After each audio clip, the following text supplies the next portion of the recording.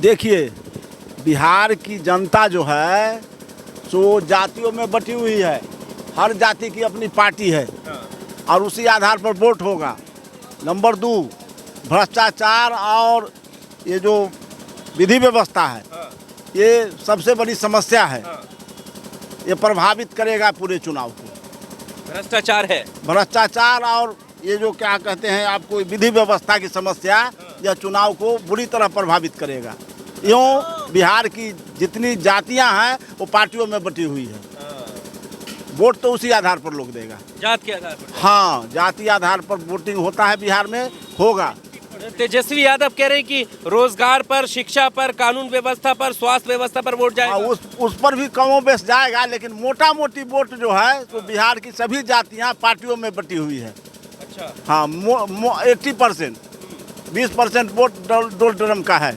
अब जिसके सरकार बनवा दे, जिसका गिरवा दे, हमारा यही सार संक्षेप है।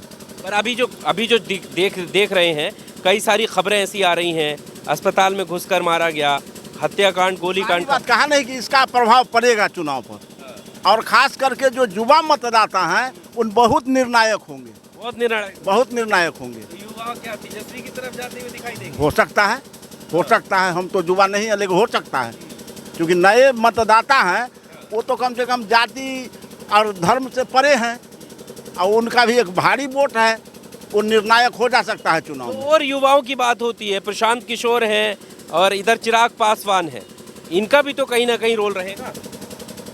चिराग पासवान तो एनडीए के हिस्सा हैं, तो है ही। लेकिन प्रशांत किशोर प्रत्येक विधानसभा में 10 से 15 हजार वोट प्रभावित करेंगे। किसको ज्यादा प्रभावित करेंगे, एनडीए को कि इंडिया? दोनों को। हाँ, अच्छा। युवा मतदाताओं को प्रभावित करेंगे।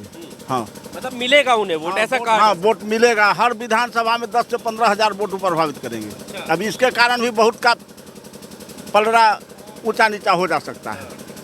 अच्छा, एक सवाल और मीडिया उठाती है और अक्सर लोगों के बीच में जाता, जैसे ही नाम आएगा हत्याकांड का, गोलीकांड का, तो लालू यादव का जो कार्यकाल था 90 का दशक, वो याद दिलाया जाता है कि जंगल राज था।